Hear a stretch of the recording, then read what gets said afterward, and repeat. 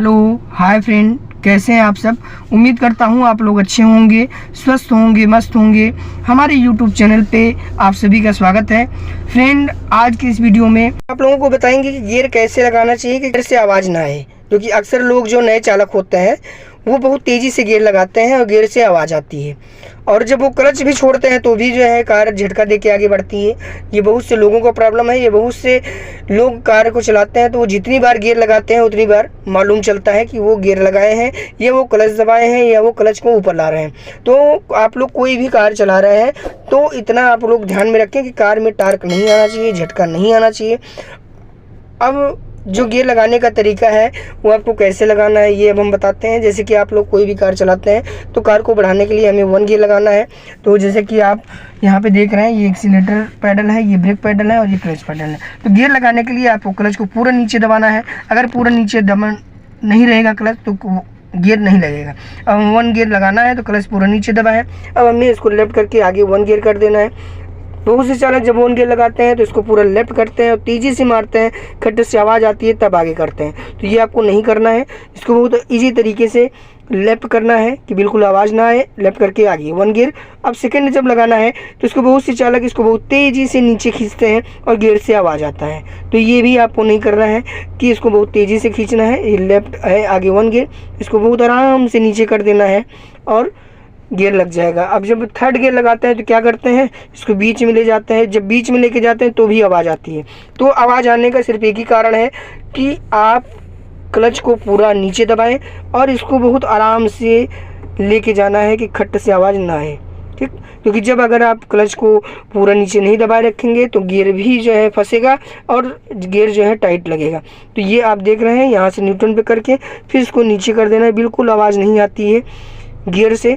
बस ये आप लोगों को ध्यान में रखना है कि कोई भी गियर आप लगा रहे हैं तो इसको बहुत इजी तरीके से ले जाना है न्यूट्रल पे, फिर सीधा ऊपर कर देना है। ये हो गया 3rd गियर। तो कभी भी आवाज़ नहीं आता है गियर लगाने में।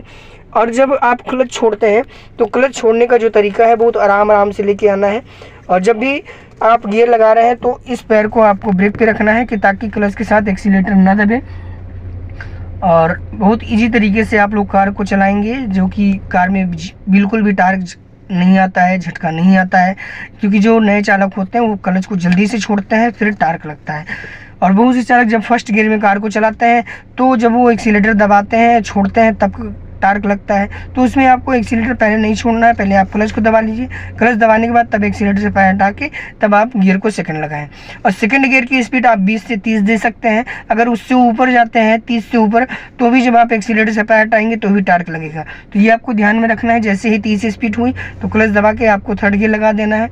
और 3rd गियर में 30 से 40 स्पीड आप चल सकते हैं। उससे ऊपर अगर जाएंगे तो भी जो है कार में टार्क आएगा।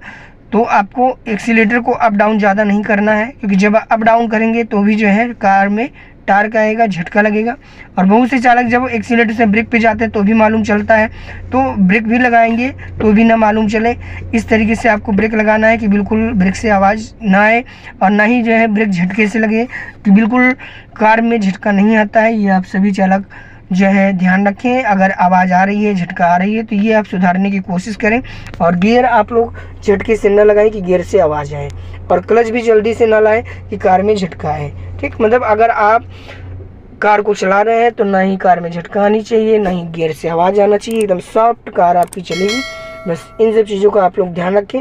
और कार स्पीड के हिसाब से आप लोग गियर लगाएं। 0 से 10 1, 20 पे सेकंड, 30 पे 3rd, 40 पे 4th, 50 पे 5th।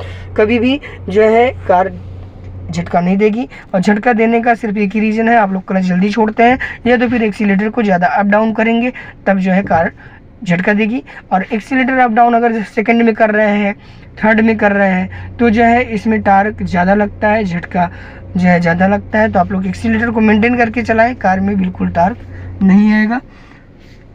तो आप लोग समझ गए होंगे। और इन सब चीज़ों का आप लोग सुधारें और अपनी गाड़ी सेफ रखें, क्योंकि गाड़ी आपकी है तो इसमें इसको तेज़ी से लगाने की कोई ज़रूरत नहीं है। बहुत इजी तरीके से लगता है, बिल्कुल गियर से आवाज़ नहीं आता है। अगर ये आवाज़ आ भी रहा है तो इससे आपका गियर ख़राब हो सकता है।